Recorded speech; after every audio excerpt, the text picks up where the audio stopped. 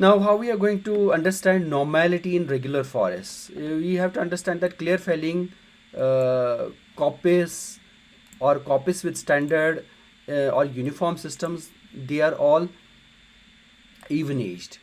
Now, occupation of equal areas by each class is not essential.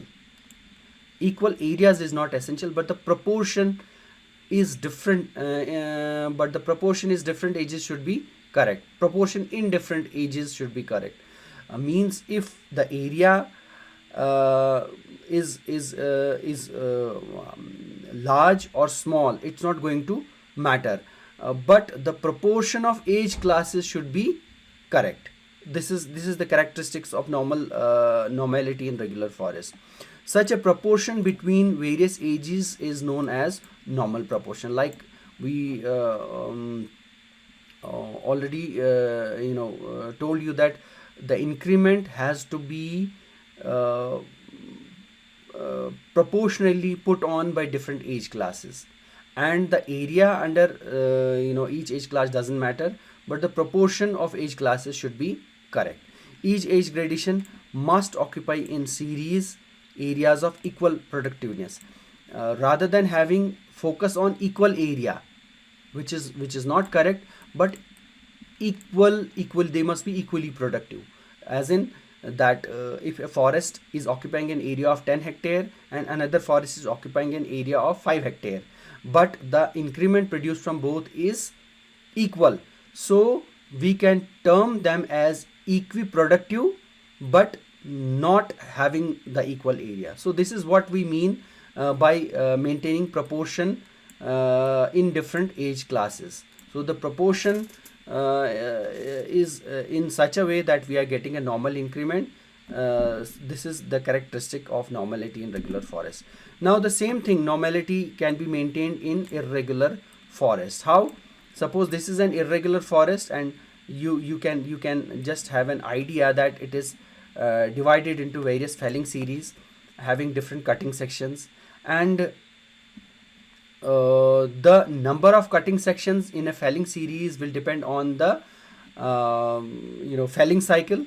Like in felling series, it is divided in, like in felling series 1, the it is divided into 3 cutting sections: cutting section 1, 2 and 3.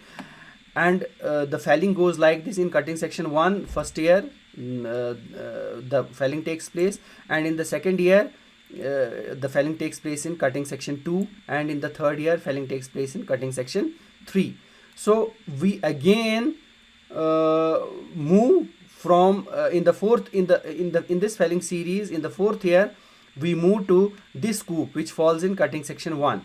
So again, after a period of 3 years, we are again back to cutting section 1. So the time that has elapsed between two fellings in the same cutting section is known as felling cycle. This is how the felling cycle, thus divided into number of section equal to the number of years in the felling cycle. So we can understand it more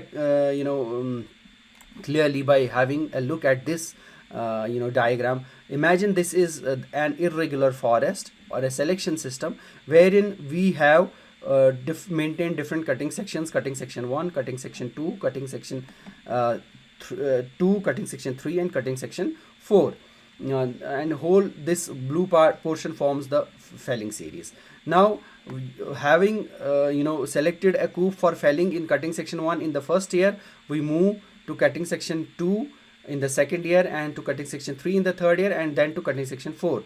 Then again in the whole felling series of an irregular forest, we have to move after a period of 4 years, we have to move to cutting section 1 again and do the felling. So this is the felling cycle that we are talking about.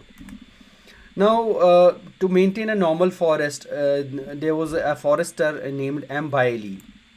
So he considered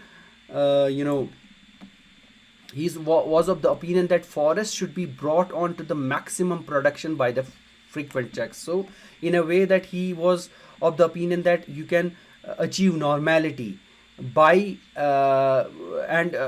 normality, and thus putting forests in a maximum production by having the frequent checks. What are those frequent checks? Standing growing stock. We must know that what is our growing stock currently. And second, we must know its distribution in each age class.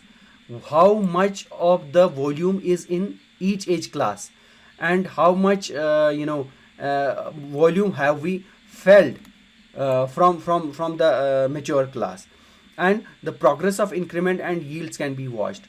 Now, he was also of the opinion that beyond there is a certain diameter class beyond which volume has to be estimated, like 10 centimeter diameter class. After that, below that, it should not be enumerated and should be considered for enumeration only above 10 centimeter.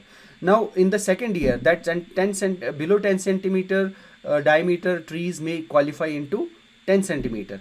Likewise, if you have three classes, like young, medium, and mature class, there are chances that there is a shift from one class to the other class, or sometimes the trees which have not been enumerated because of having diameter less than 10 may now qualify for the enumeration in the next growing season, because they might have attained more than 10 centimeter by now. So you have to keep watch of all those things. So this method is known as method de Duc control, which was given by M. Bailey.